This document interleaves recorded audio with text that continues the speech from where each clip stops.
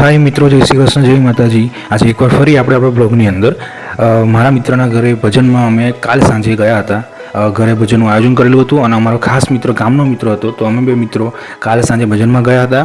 અને એનો દીકરો એટલે 3 મહિનાનો છોકરો થાય તો કોઈ માનતા રાખી હશે કે ભાઈ એને પેડાથી ઝોકવાનું, તો એવી કંઈ માનતા હતી, તો એના લીધે ભજનનું રાત્રે આયોજન કરેલું હતું। અને કાલે સવારે એવો નાનો એવો પ્રોગ્રામ છે એના ભાણિયાને ઝોકવાનું પેડાથી। તો મિત્રો એ પ્રોગ્રામના ભાગરૂપે આજે સાંજે ભજનનું આયોજન કરેલું હતું। તો અમે મિત્રો બધા ભજનમાં ગયા હતા।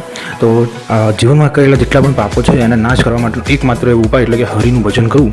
તો એ હેતુસર અમે આવ્યા હતા। જિંદગીમાં બહુ બધા પાપો કરેલા છે અને ના પણ કર્યા હોય તો પણ હરિનું નામ લેવામાં આપણને કોઈ પાપ લાગે નહીં મિત્રો। તો અમે અને બધા બુઝુર્ગ લોકો ઠંડીમાં તાપણી કરતા હતા અને તાપણી કર્યા બાદ અમે મિત્રો ભજનમાં બેઠા।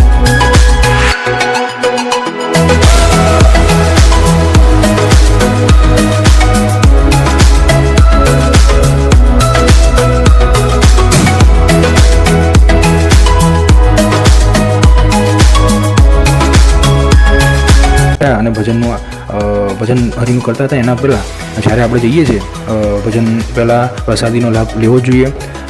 ભાઈબંધ છે, ખાસ મિત્ર છે, એટલે અમને જરૂરથી એકવાર જમવાનું ઘરેથી જમીને આવ્યા છતાં પણ જમવા બેસાડ્યા અને આપણે ના કહેવાય પણ નહીં આવા પ્રસંગ ટાઈમે, તો મિત્રો અમે પણ થોડું જમી લીધું હતું। અને જમ્યા બાદ હવે અમારો જે ભજનનો સમય છે ઓલમોસ્ટ 10 વાગી ગયા હતા મિત્રો। તો હવે અમે જઈ રહ્યા છીએ મિત્રો ભજન કરવા માટે।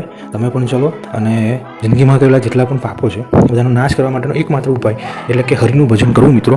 અને હરિનું ભજન કરવામાં આપણને ક્યારેય કોઈ પાપ લાગતો નથી।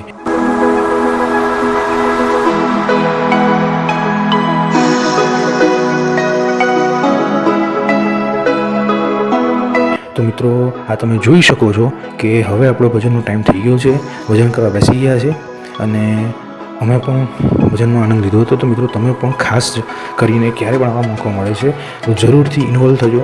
જવાનીમાં હરિનું નામ લેવું એ સૌથી બેસ્ટ પ્રક્રિયા છે।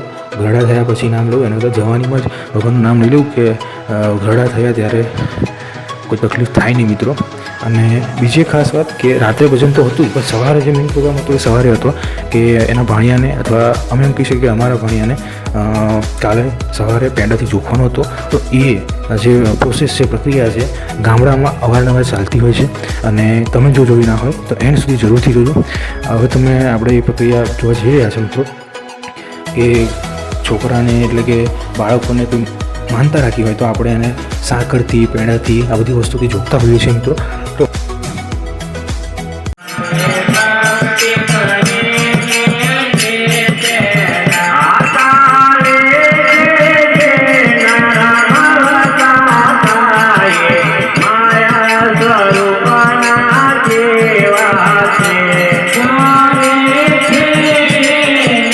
એને પણ રાખી હતી તો અમે પણ મિત્રો જોવા માટે ગયા હતા। તો ચલો હું તમને બતાવું છું ગામડામાં આજે પણ ચાલતી આ પરંપરા, પારિવારિક પરંપરાને હું તમને મિત્રો બતાવું છું।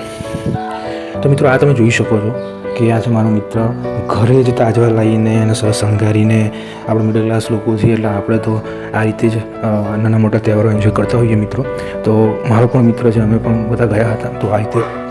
તો આ રીતે મિત્રો જે તાજા બાજુમાં શણગારીને ફુગ્ગા લગાવીને પછી આગળની જે પ્રોસેસ છે આ તમે જોઈ શકો છો કે બધા લોકો અહીંયા ભેગા થઈને હવે આ છે એનો ભાણિયો કેટલો સરસ છે તમે જોઈ શકો છો। તો લગભગ 3 કિલોનો યા 5 કિલોનો કંઈક વેઇટ હતું એનું।